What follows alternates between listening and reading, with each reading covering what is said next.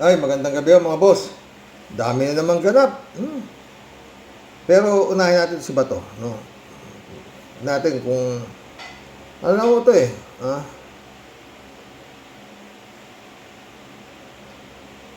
Furious de la Rosa, close to tears in Senate speech on Duterte's ICC welfare. Meron mo itong ang dami 7 hours ago. At 2 hours ago lang At meron mo itong 14,831 views. No?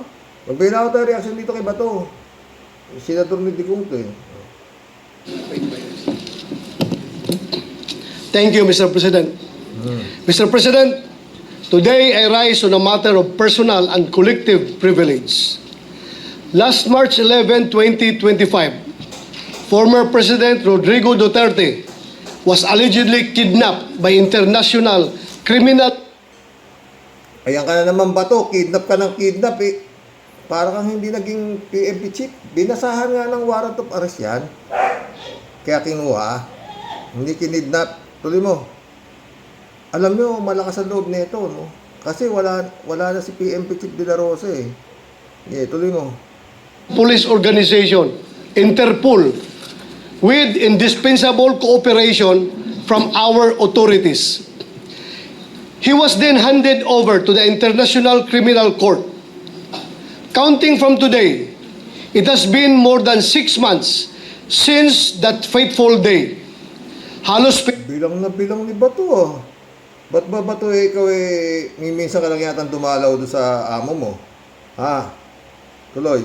Itong buwan na po mula noong araw na sa pilitang kinuha sa atin o kusang sinuko ng kasalukuyan. Sa pilitang kinuha, alam mo ba yung salitang sa pilitan?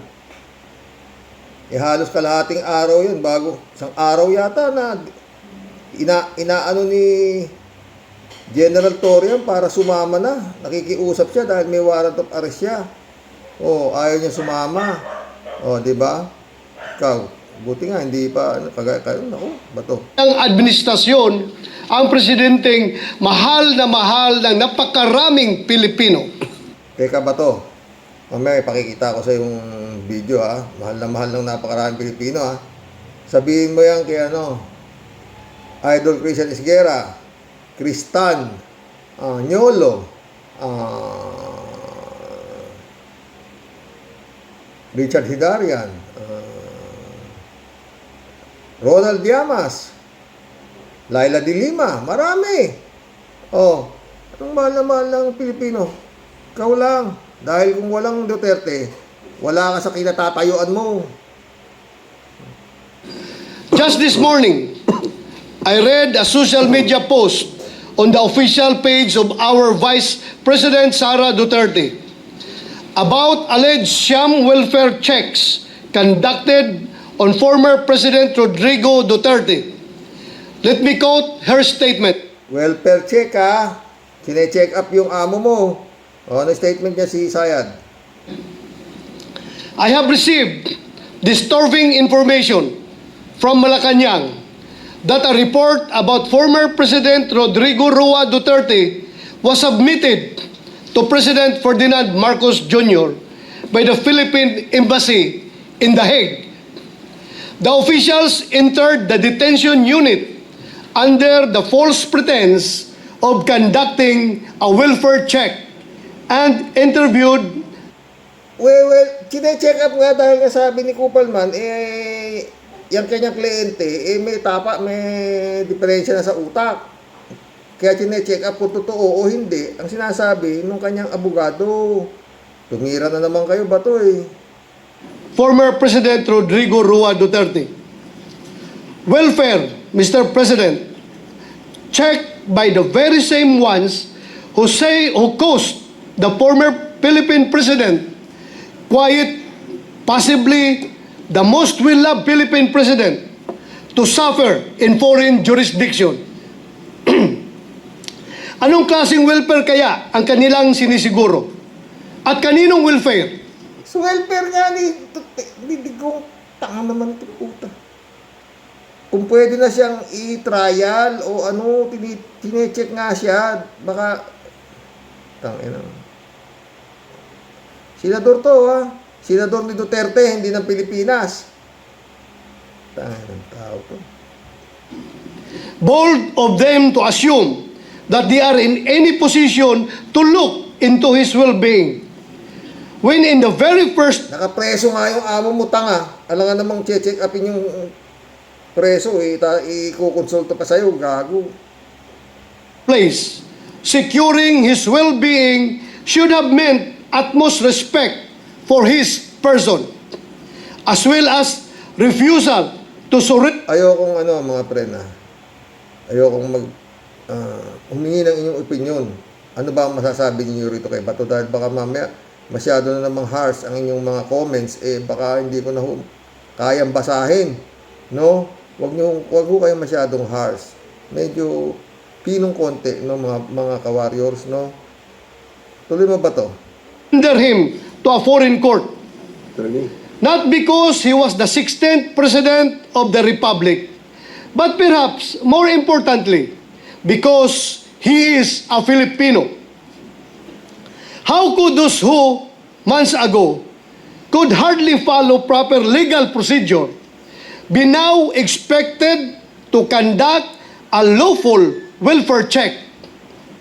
Yung amo mo kasi Bato, di ba? Sabi sa Senado, gusto niya na nga pumunta sa dahig para harapin sila Tapos, ngayon, kung ang sabi niya sa Senado, ICC, come. Baka makamatayan ko na yan para di ba? Tanga nito. At sa tingin niyo ba, Mr. President, komportable si former President Duterte na kasama ang mga opisyal na ito? Sila na Huwag kang mag-alala Bato. Malapit ka na rin. Napakaswerte mo, kabuting ka pa ng Pasko dito sa Pilipinas. Tira. bahagi ng administrasyon na dumakip sa kanya. Hindi ba in layman's terms, kung na-high blood ka sa isang tao, mas gusto mo na lang siyang iwasan? At kung makita mo siyang muli at magtatanong pa siya sa iyo ng kung ano-ano mga tanong tungkol sa iyong welfare, Kaya nga ayaw na kita halos i-content AFK dahil nakaka-high blood ka Pero anyway, senador ka ni Duterte, tingnan natin ang pagsasabi mo. ay tiyak na maha-high blood ka lang ulit. Isn't Yung mga nakikinig po dito, humihingi po ako ng kapaumanhin. Lalo ho sa mga may high blood na mga ka-warriors, magtabi na ho kayo ng lusartan, no? it's safe to assume that their presence merely reminded President Duterte of the grievous injustice he was made to face on that fateful day in March this year?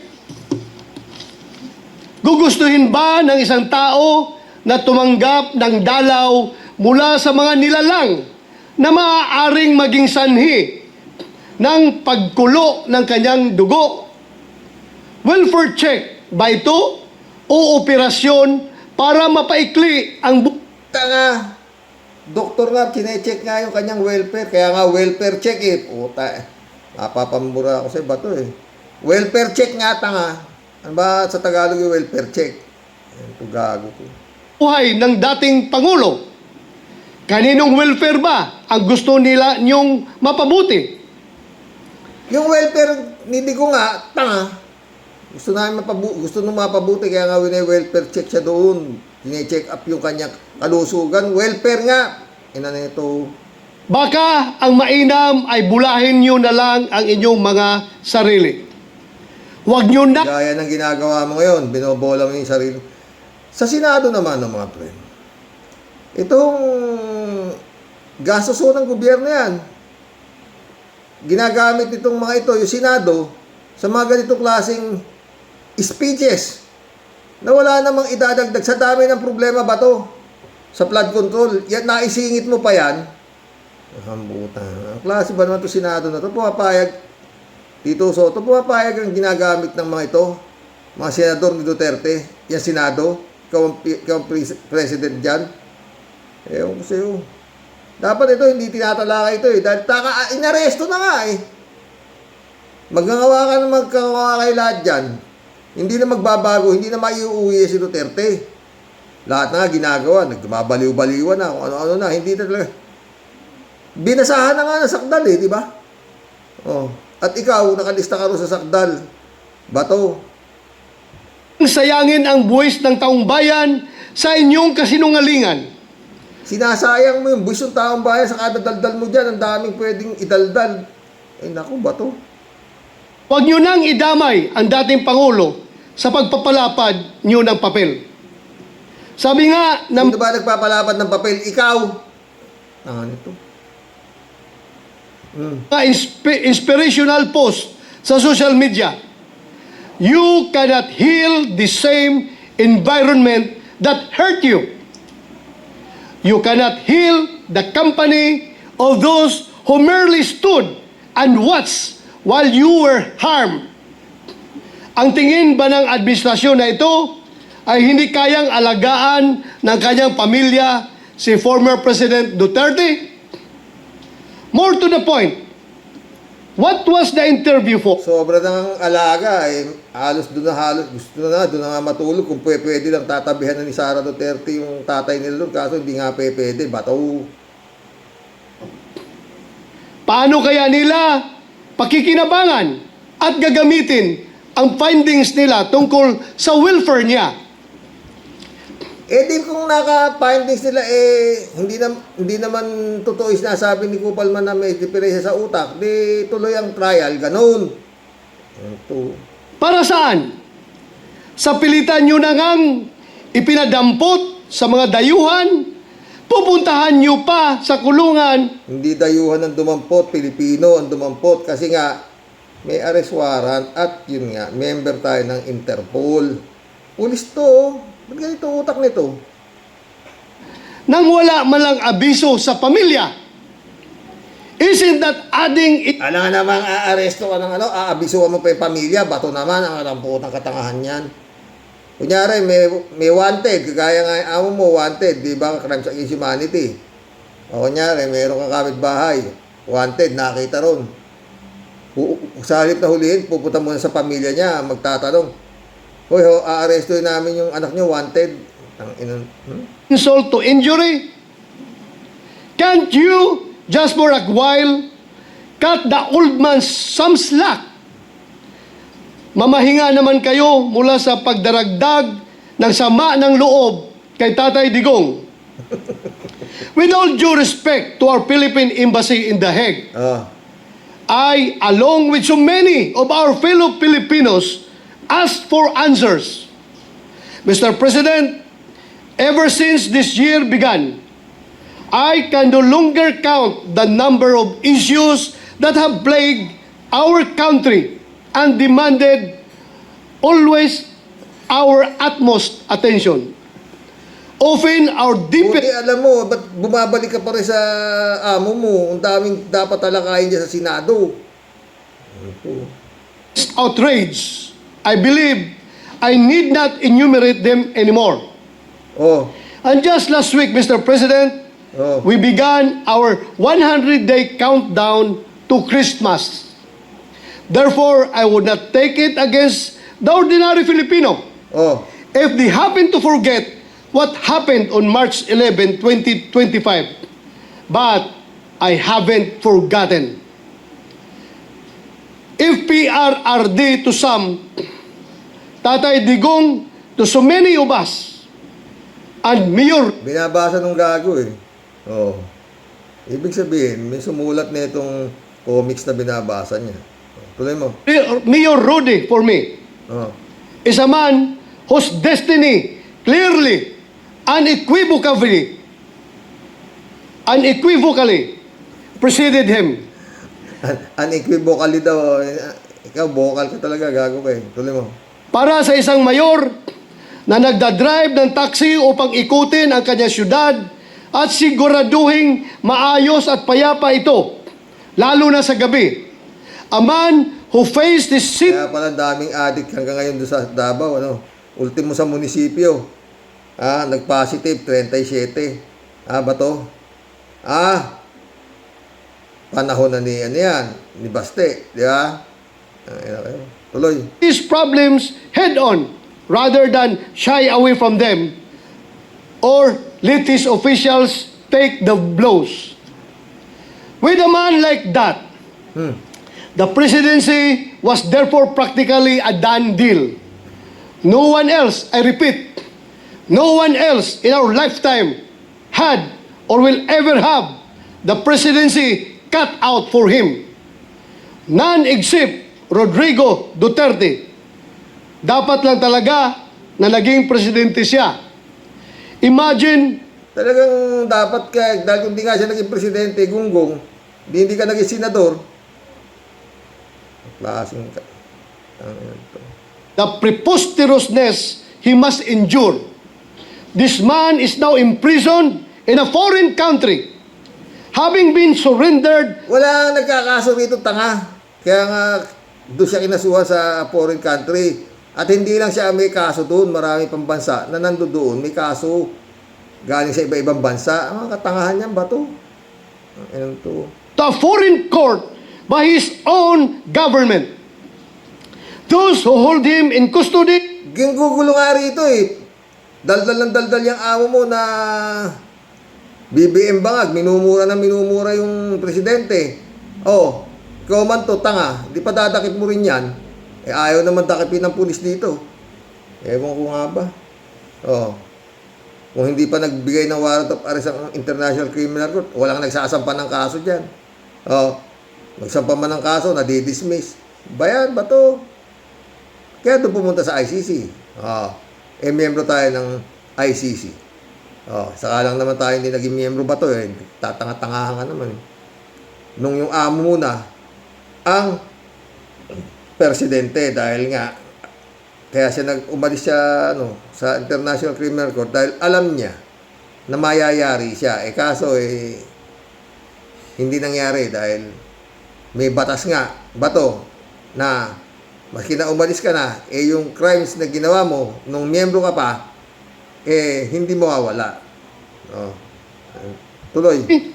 who cannot even correctly pronounce his name are the same ones who now exercise jurisdiction and authority over him, now being welfare checked by the officials of this administration who help ensure his imprisonment under those of a foreign tongue.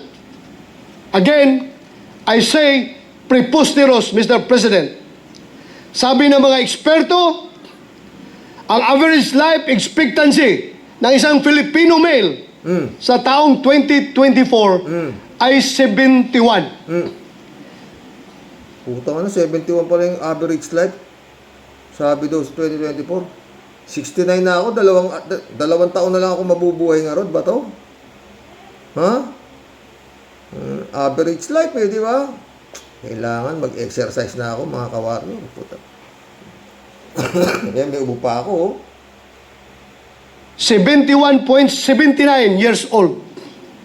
Mr. President, sa kasalukuyan, si President Duterte raw ay may deteriorating cognitive condition na ayon sa Sabi ni Kopalman yan, nung defense lawyer niya. Depensa nga yan, tanga. O sige, tuloy mo. kanyang legal team.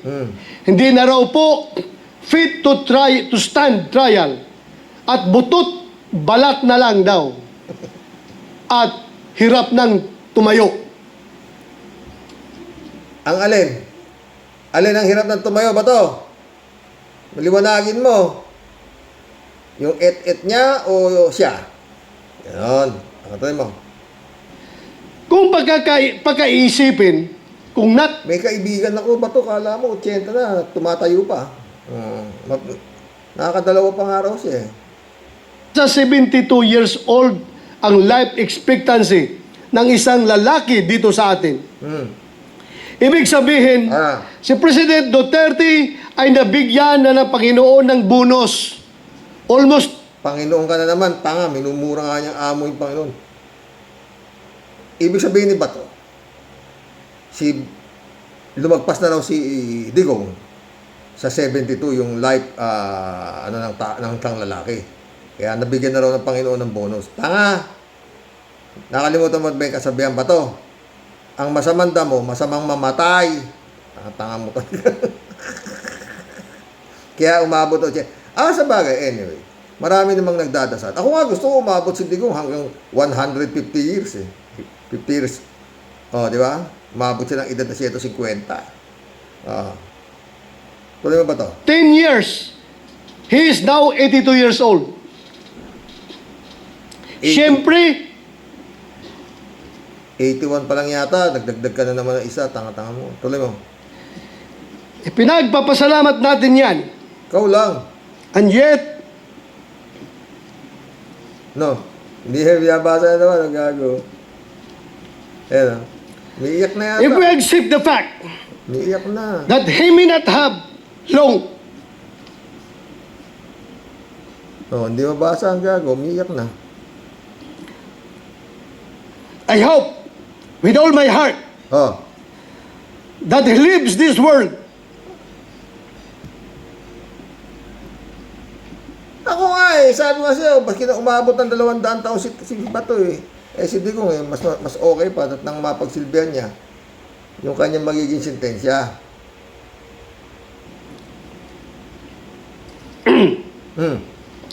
not in the presence of officials who visit him on the pretext of a pseudo welfare check, but instead in the company of the people he loves.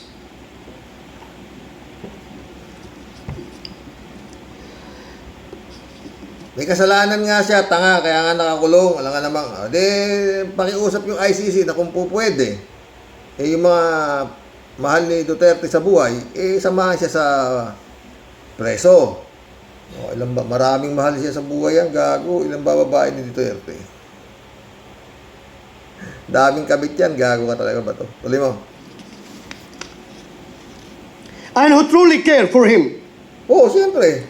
since none of us here can even hope to match his patriotism. Let us at least strive to Patriotism, tanga! Gusto na nga niyan gawing province of China itong Pilipinas. Tanga-tanga na ito. Kung ano pagsasabi nito. Ito, sinasweldoan ng malaki sinasweldo nito. Sayang ang pera rito. Bakit yung Senado pumapayag kayo sa mga ganitong klaseng pagsasayang ng oras at pera ng gobyerno? be half as nation-loving as he was, as he still most certainly is. Kung gusto po natin magpakita ng malasakit sa ating dating Pangulong Duterte. Ikaw na lang. Kung talagang gusto po natin masiguro na lagi siyang nasa mabuting kalagayan, ang nakikita ko pong isa sa mga solusyon ay masuportahan ng bulwagang ito ang kanyang interim release. Kung gusto mo bang gamitin yung Senado para kay Duterte, ang kapal naman ng mukha mo. Ha? Ano ba, PBBM, yung Senado ng Pilipinas, binababoy lang itong mga hype na to. Or more conservatively, let us at least take up proposed Senate Resolution number 18 or resolution expressing the sense of the Senate strongly urging the Philippine government to advocate before the International Criminal Court for the interim release of former President Rodrigo Roa Duterte in a form of Pinadala na nga yan dun, tanga, ng gobyerno ni PBBM. Tapos ngayon gusto pa gamitin niya Senado. Mga katangahan niya, no? Senate President Tito Soto, ano ba itong ginagawa? Pumapayag ang ginaganito yung Senado nitong mga senador ni Duterte. Mukhang hindi maganda yan. house arrest arrangement in a residence in The Hague, the Netherlands. Hindi naman siguro kalabisan ang hiling na yan. Sa tingin ko, Kalabisan yan, tanga. Sa'yo. Pero sa mga judges sa International Criminal Court, kalabisan yan. Lalo sa mga pinagpapatay niyan. Gagawa talaga yung crimes against humanity yan. Tapos gusto mo, house arrest. Tangang tao to. ay hindi naman sobra. Sobra. Lalo na Magpapasko na. I therefore urge Tangati mo taron. Mangaroling ka doon, gago. Ay nako. Pag tong si Digong, napalaya, interim release, putay na ka, walang ano na yung, tama silibagan, silibayan, na yan, ICC na yan, korteng pulpul yan. Tuloy. this august body Ah. for proposed Senate Resolution number 18 to finally be included in our agenda. I am asking this not just as a senator, but as a Filipino who believes that one of the best, most patriotic among us who ever lived does not deserve to spend his remaining Yan ang pinaka, sa lahat ng presidente, bato. Yan ang pinaka bumaboy sa bansang Pilipinas. Maraming pinapatay, minura ang Diyos, minura ang Pope. Gago ka ba? Ina mo. Tapos sabihin mo, most beloved, gago. Mamaya ipapakita ko sa'yo, most beloved, ha? years in a foreign prison that does not even speak his language, much less feel like home. In the end, perhaps Walang magkaso rito, gago. Pag sinampa ng kaso rito, nadidismiss. Hindi makaporma, Department of Justice pa lang, tigok na. Oh. Di ba sinampahan nga ng grave threat yan ni Franz Castro? O dismiss. O, tuloy. this is the least that we can do in the name of all that he has done for this nation. Maraming salamat. Ano ang ginawa, gago? Salamat ka pa. O, ito ba to? Sa dahig to, ha? O, hindi foreigner to. O, na humingi, protest versus Duterte in front of the International Criminal Court sa Dahig, Netherlands. O, panayan mo ba to? Ko ni Rodrigo Duterte, nagtipon sa tapat ng International Criminal Court sa The Hague. Ang aming pagkilos ngayon ay nakabatay sa katotohanan at sa hustisya at sa panawagan na dapat managot ang dapat managot. Kami bukas ang aming grupo, bukas ang Duterte Panagutin Campaign Network na mag-welcome ng mga individuals na kung siguro dati sinusuportahan nila si Duterte, kung nakita na nila yung katotohanan, kung sila ay na-convince at nakinig sa napakadaming mga paliwanag ng mga pamilya ng biktima. Nakita mo ba to? Ang dami. Samantalang yung pagnaya dyan kayo sa Duterte Street, halos sa 10 yata kayo, 15. O eto, hindi ito, sabihin mo naman sa ibang lingwahe naman to, Tagalog na Tagalog to ba to? O gusto nang panagutin niyang amo mo. Tanga mo eh. Napakadaming datos na nandyan. Di ba nga, pati ang kapulisan inamin na almost 7,000 yung namatay dahil sa Tokhang. O, si Bato yun, si Bato. Malapit na rin pupunta si Bato dyan. Huwag kang mag-alalain eh. Yun pa lang, hindi dapat nagbubulag-bulagan ang mga Pilipino sa katotohanan. Si Bato, nagbubulag-bulagan ka raw. Tanga-tanga ka. Dapat manaig yung hustisya, manaig ang katotohanan. At inaanyayahan namin sila na sana sumama sila sa amin para sa laban, para sa hustisya. Mas madami yung mga points na magkakatulad kami kesa yung si Duterte na sa totoo lang, hindi naman siya nagkikare sa mamamayang Pilipino. Wala naman tayong nakuha doon sa mga kinurakot nila nung sila ay namumuno pa. Puro big words, puro strong words. Pero hindi naman nagbago ang kalagayan ng mga Pilipino. Patuloy pa Lalo pang lumala, Ning. rin yung pag-alis ng mga Pilipino sa abroad para kumuha o makakita ng mas magandang oportunidad at mapakain yung pamilya sa Pilipinas.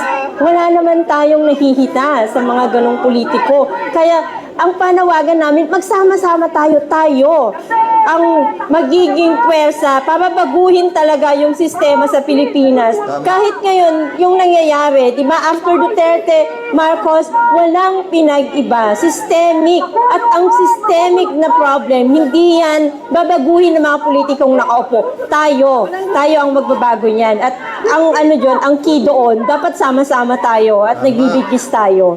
Kaya, joiners po kayo sa aming panawagan. Duterte ikulong, Marcos singilin. Mga kritiko ni Rodrigo Duterte, O, narinig mo yun? Bato? Duterte ikulong, Marcos singilin. O, di ba? O, bato kay... O, intermission. Alat ni.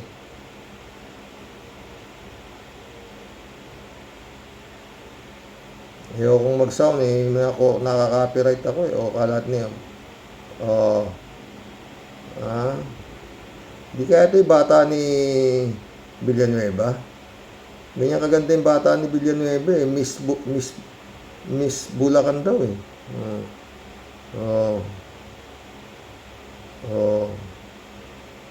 Kalat ni kayo. So, eto, nandito sa Japan to. Wala na. Malala na talaga to. Mga DDS, ipasok na ninyo ito sa mental. Oh.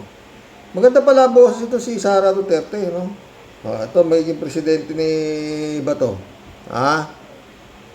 Ay apoy na hindi mapatay, hakbang ng matapang, sabay-sabay sigaw ng bayan, lumaban na mga sakim, durugin na taas noo, humahakbang, huwag yumuko kailanman,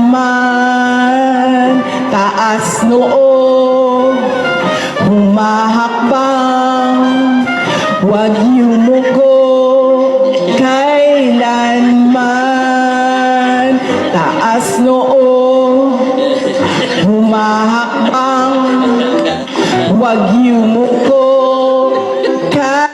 Malala na.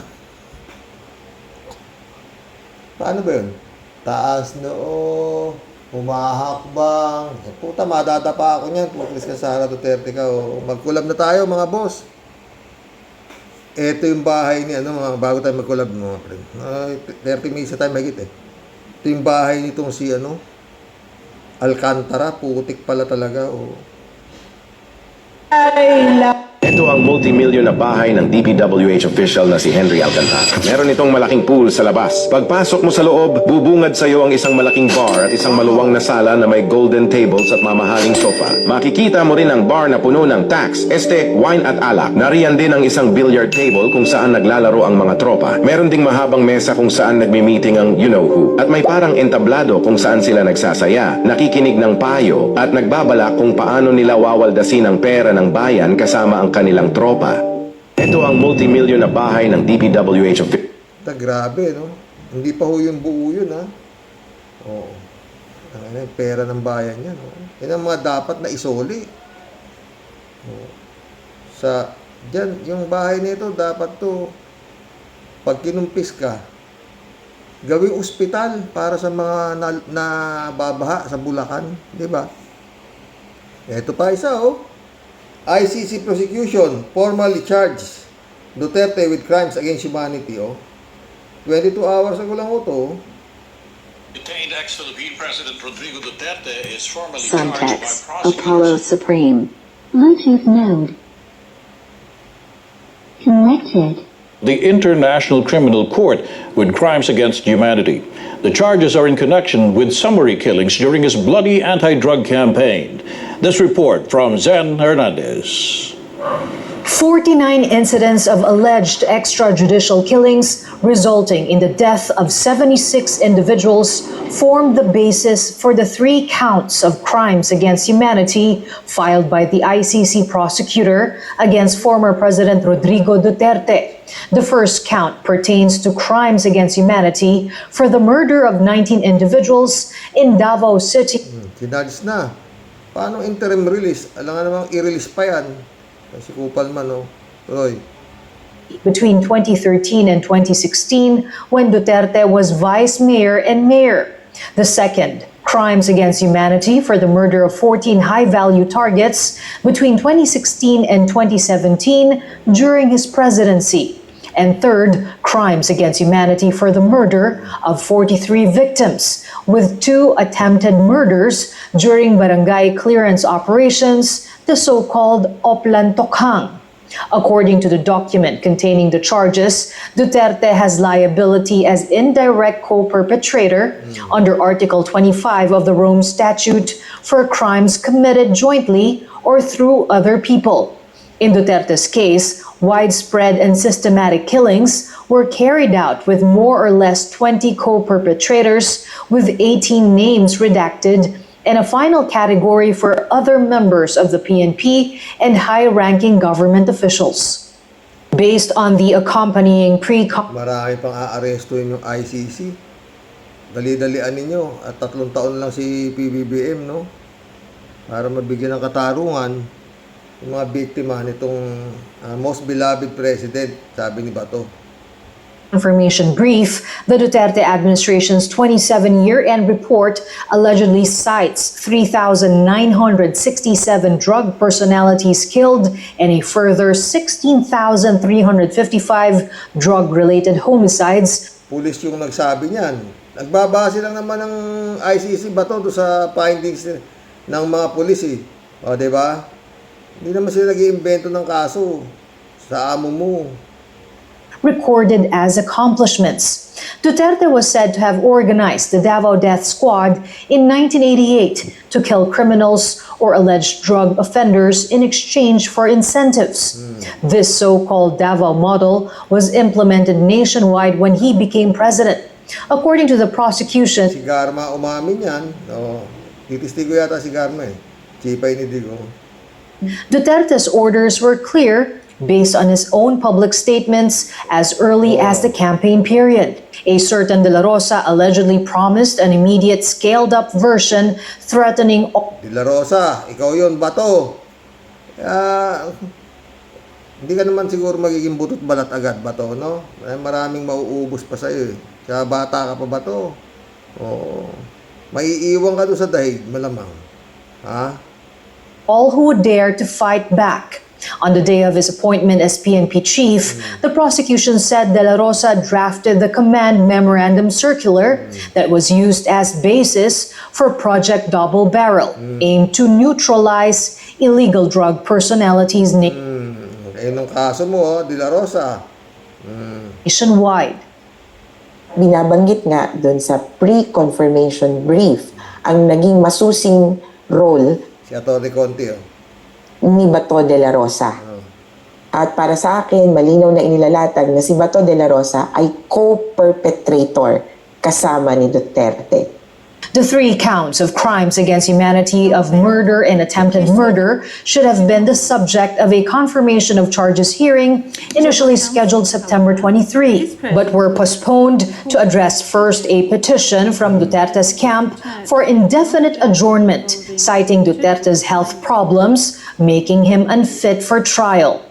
Meron pong public interview si Vice President Sara Duterte. Nakakausap niya lang nung last Friday si Mr. Duterte at nag-usap pa sila tungkol sa flood control, tungkol po sa politics at sa love life. So sa tingin po namin, sa mga hanay po ng mga biktima, Mr. Duterte is very fit to stand trial. Meanwhile, Senator De La Rosa has yet to issue a reaction to the prosecution's pre-confirmation brief. Zen Hernandez, ABS-CBN News. Paktay kang Bato ka. Daldal ka ng daldal. Ikaw naman ang maiiwan doon dahil nga mamatay na yung amo mo. O, tsaka yung mga ibang kasamahan mo ng mga kapulisan na kasama mo dyan sa double barrel, ha? Doon sa isinagawa mong Oplan double barrel, ha? Double barrel ka pa, ha? S. Makise, shoutout. Magandang po, Sir Rox. Yes po, andito po ako sa Tokyo, Japan. 23 years na po akong resident dito. Nakakagigil ang mga mandarambong dyan sa atin, Sir Rox. Kawawa talaga ang mga mamayan, lalo na sa mga lubog sa baha. Ingat po kayo dyan, Sir Rox. Mabuhay po kayo. Mabuhay, S. Makise. Sumagot si 3JC po. Japan is my most pub tour destination. Malinis ang mga bus, di marumi at di mabaho. Ang train kahit siksik, walang reklamo ang mga tao, tahimik pa sa loob ng train. Mga tourist lang ang maingay kapag di rush hour sa train. Lagay ikaw kung saan ka nagpupunta rin pala, no? Devil Doc, shout out. Sabit na naman si Bong Revilla. Yun nga. David Alin Mendoza, shout out, ha. Good evening po, Karox. Hindi po kasi credible ang affidavit ni Dismaya.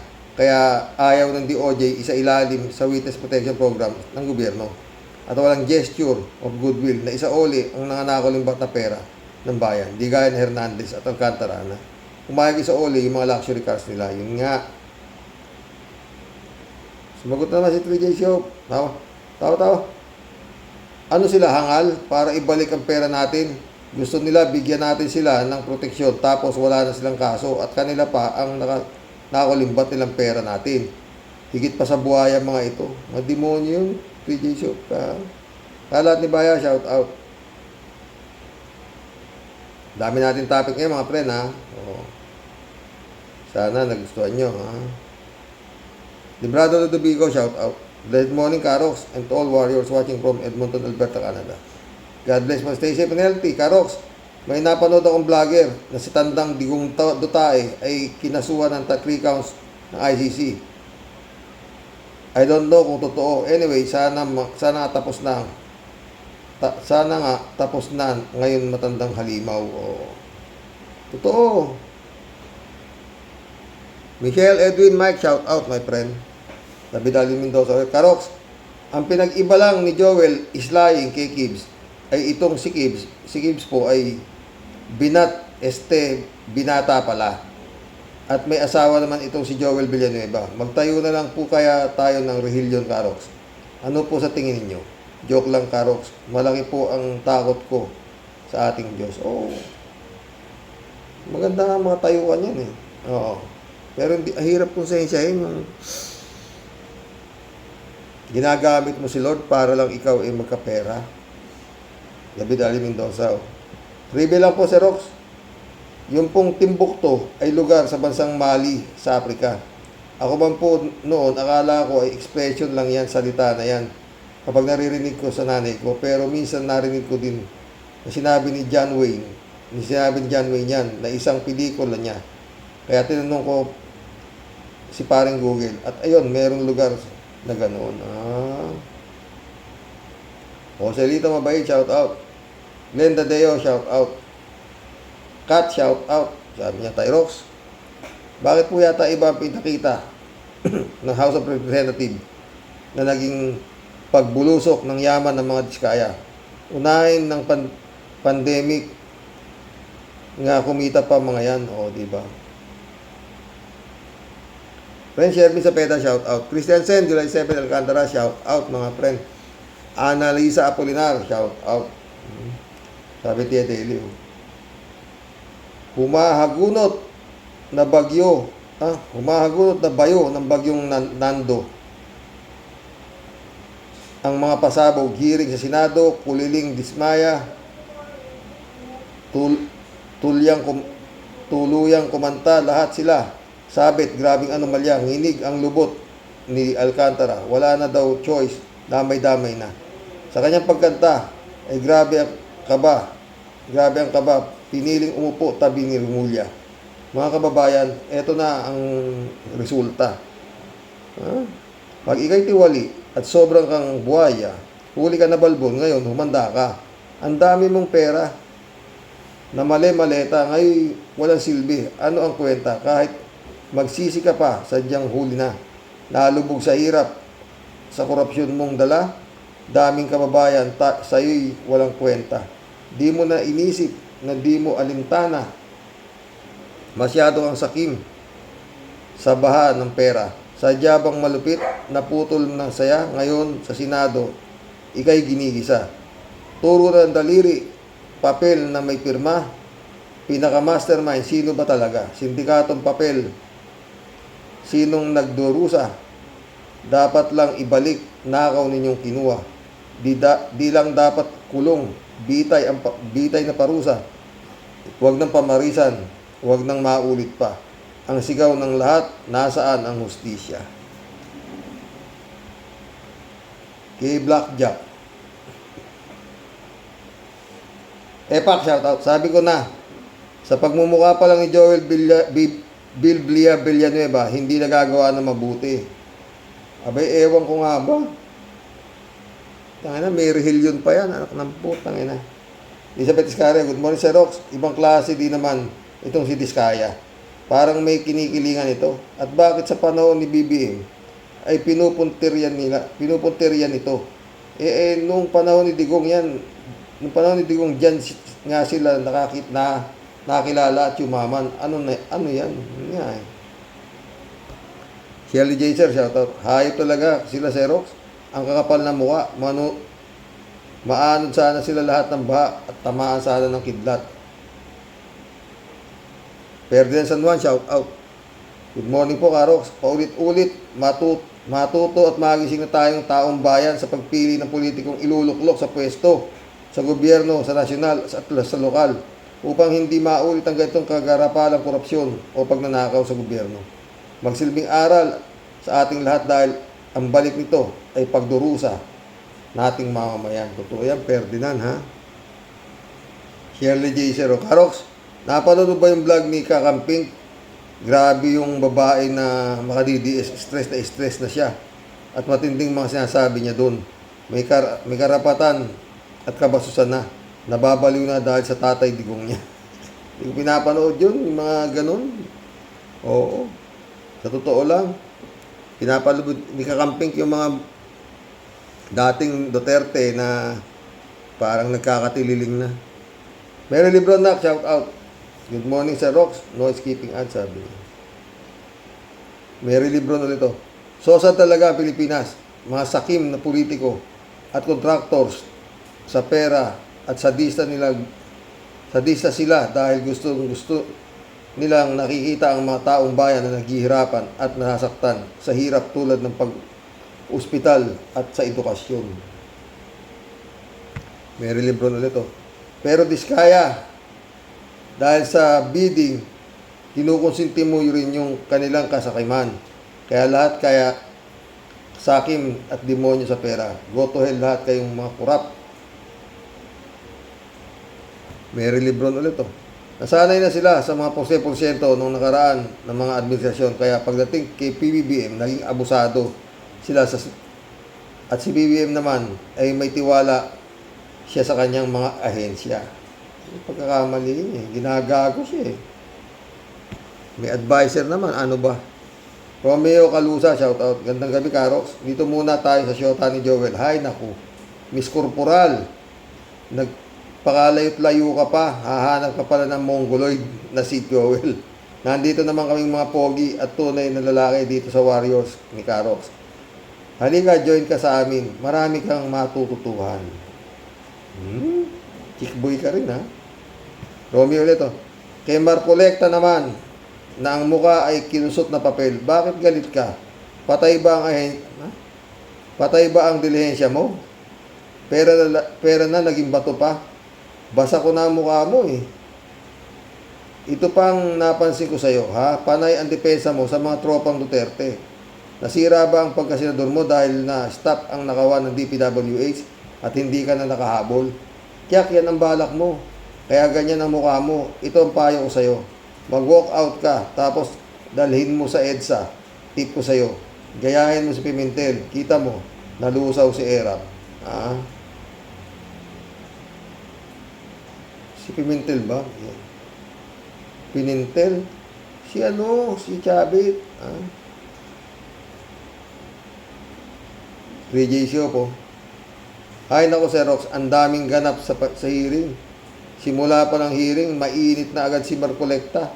Kapag hindi siya tumigil sa kakaabogado sa mga dismaya, malamang sa alamang, madamay siya dyan sa kaso ng mga dismaya. Totoo.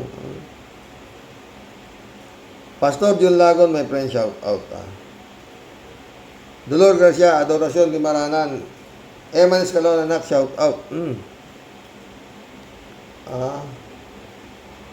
Wala si Batang Blooming Street eh. Inmundo Cheng, shout out.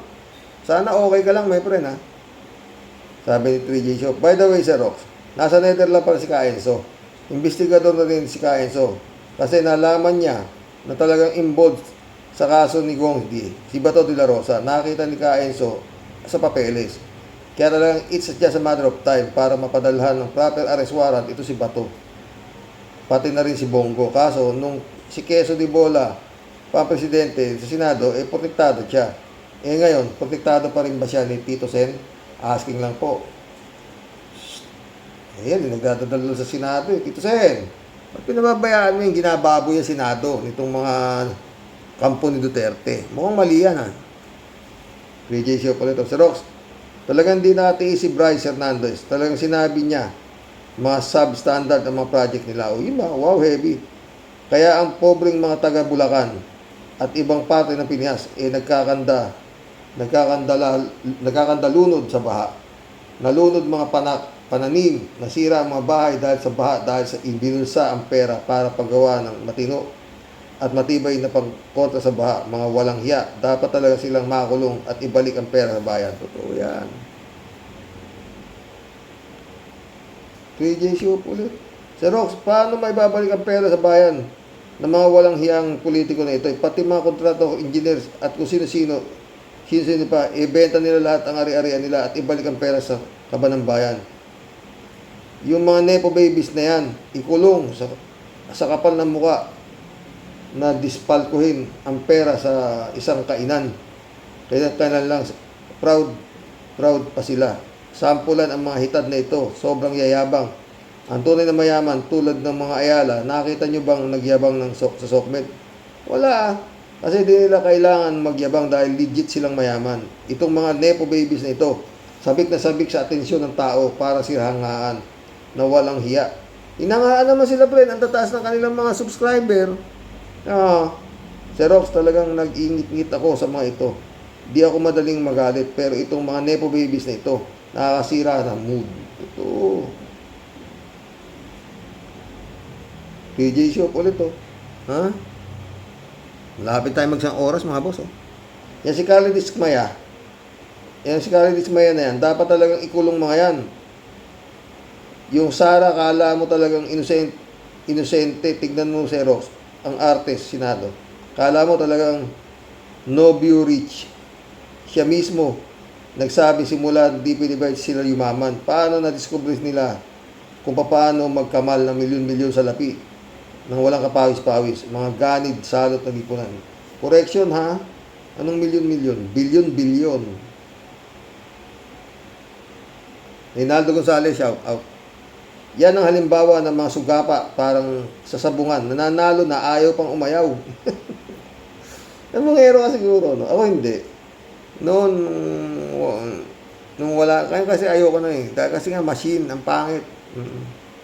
Mahilig ako sa dihado. Pero pag nanalo na ako ng mga 15,000 ganyan, uwian na. Malaki na kasi sa akin yun. Hindi kagaya ng mga ibang kaibigan ko. Nanalo na ng 50,000, 70,000. Ayaw pa mag-uwi. Bandang huli, talo pa. Ba? Ayaw pang umayaw. Gusto iuwi sa bungan. Ganyan din sa kontrata. Hindi sanay sa maliliit na kita. Gusto swapangin lahat. Kahit masa labadyok, mangyari basta sila magkamal ng pera sa taong bayan. Hay, nako, money conquers all. Totoo. Maril pa biyan ulit, Good afternoon po tayo sa mga ka-warriors. Daming ganap po. Di ko alam panoorin kung anong panoorin. Pero nakakonsentrate po ako dito kay Marcolecta. Aba, tila bata, nangungungoy kahapon. Lahat inaaway niya, di makamove on, na di na siya chairman ng Blue Ribbon. Tila wala na siyang manner. Inaaway chairman, si DOJ at nag-abogado sa advisor pa ng mga diskaya. Ang gulo talaga. Yun ang papel niya eh. Joker siya sa Senado, joker din siya sa Kongreso, di ba? Talagang siya for Duterte only, ha? Jeff Ramos, shout out, nak. Sabi niya, nasa dahig po pala si Atty. Enzo, help sila sa mga victims ni Digong sa EJK. Ayun, malapit na po talaga, next batch na paglabas ng warrant para kay Bato. Kaya sulitin na niya ang mga hearing sa Senado kasi the soonest time siya naman ang haharap sa hearing ng ICC. O, talagang doon siya pupulutin eh. Ha, Bato? Kung tatanga-tanga. Alam mo kung makapagsalita ka, ligtas ka. Ha? Ano ka? Si Jinggoy? Hindi ka ligtas, Bato. Romeo Calusa ulit ito. At itong si Robin, parang parang ang galing-galing sa batas. Kesyo sumunod sa batas. Kesyo may proseso sa pagbalik at nang nakaw ni Dismaya. Ano yan, Robin? Yung nagnakaw sa kaban ng bayan, nagproseso rin ba sila? Yun nga eh. Kung sino pa ang gumagawa sa batas, sila pa ang number 1 lumalabag sa batas. Alam mo ba, Mr. Robin? Palibhasa, nana, ang utak mo, punyeta ka, animal ka. Oy, mission accomplished mga boss. Hanggang bukas po muli. Oo. God bless. Basta ako sa nangyayari, sa hearing na ito, masama amoy ko. Oo. Mukhang aabutin ho ito ng bukas. Mag-usap tayo. Ha? Mukhang sana mali ako. Sana mali yung aking amoy na mabaho. Sana maging mabaho. Good night. God bless.